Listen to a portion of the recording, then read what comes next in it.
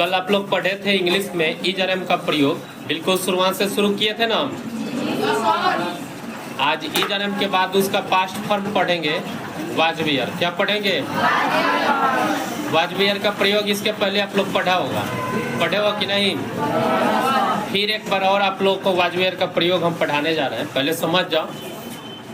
ऐसा हिंदी वाक्य जिसके अंत में था, थी, थे इत्यादि आवे, तो हम वैसे हिंदी वाक्य को समझते हैं भूतकाल में, यानी पास्ट टेंस में। क्या समझते हैं? जैसे वह अमीर था, सीता सुंदर थी, वे लोग चालाक थे, आप लोग विद्यार्थी थे। इस तरह से अंग्रेजी वाक्य आता है ना, याद रखना।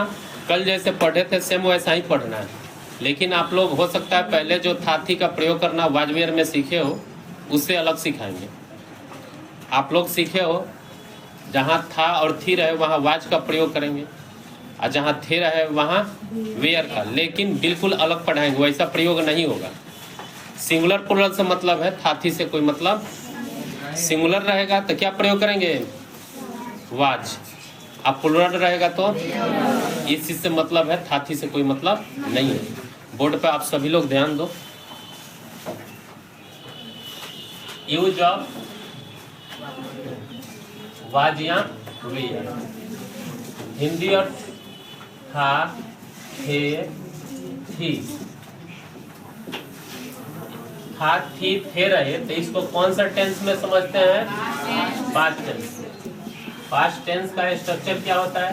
सब्जेक्ट वाज या वेयर, इसके बाद अदर वर्ब। इतना समझ में आ रहा है सभी को? अब समझिए इसका निगेटिव। निगेटिव में जैसे आप कल इज और एम के बाद नोट यूज किए थे, इसमें भी वाज वेयर के बाद नोट यूज कर देंगे।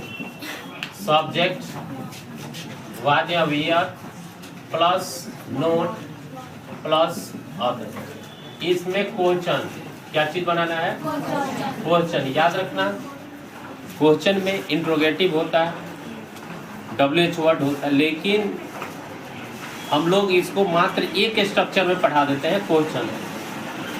WH वर्ड आप लोग जानते हैं, कल बताए थे।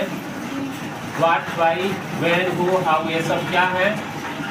WH वर्ड है। क्या है? देखो WH वर्ड के बाद वाज वेयर का प्रयोग करते हैं, उसके बाद सब्जेक्ट। यदि नोट रहे तो नोट देते हैं, नहीं तो अदर वर्ड, आप क्वेश्चन मार्क चिन्ह जरूर देते हैं। अब इसमें जो रूल है, एक नंबर वाज वेयर का प्रयोग करने का, सब्जेक्ट के रूप में he, she, it and singular name. And क्या होना चाहिए? Singular name. समझ रहे हो? बोलो। एक नाम। तो क्या चीज का प्रयोग करेंगे? वाज का। स्पष्ट रूप से आप लोग को समझ में आ रहा होगा, बिल्कुल समझ में आएगा।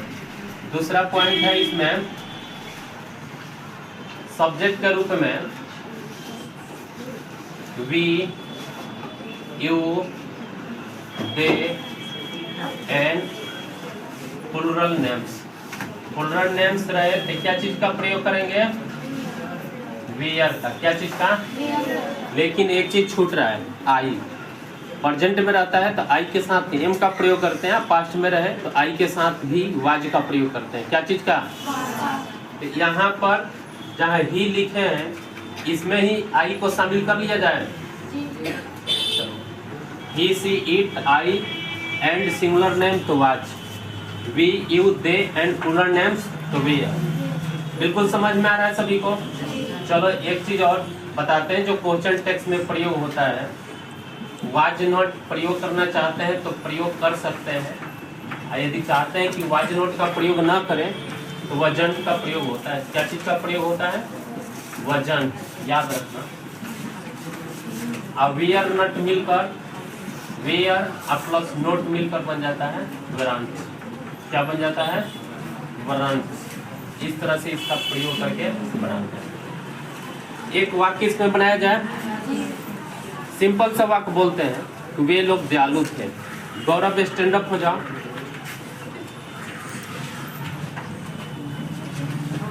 स्टैंड अप हो गए हो? आपको ये सब चीज हमने समझाया, समझ में आ गया है? चलो अच्छी बात है। वे लोग दयालु थे, बिल्कुल सिंपल सेंटेंस लिखे हैं, क्या आप बता सकते हो? बोलिए। वे लोग का क्या होगा? दे। अब तो वाज वेयर का प्रयोग करना आसान हो गया। दे वेयर क्या लिख देंगे? काइंड। अब यहाँ पर मुख्य जो पॉइंट हम एक बार समझा रहे थे, शुरू में बताए थे कि वाज वेयर का प्रयोग हाथी पर डिपेंड नहीं करता है।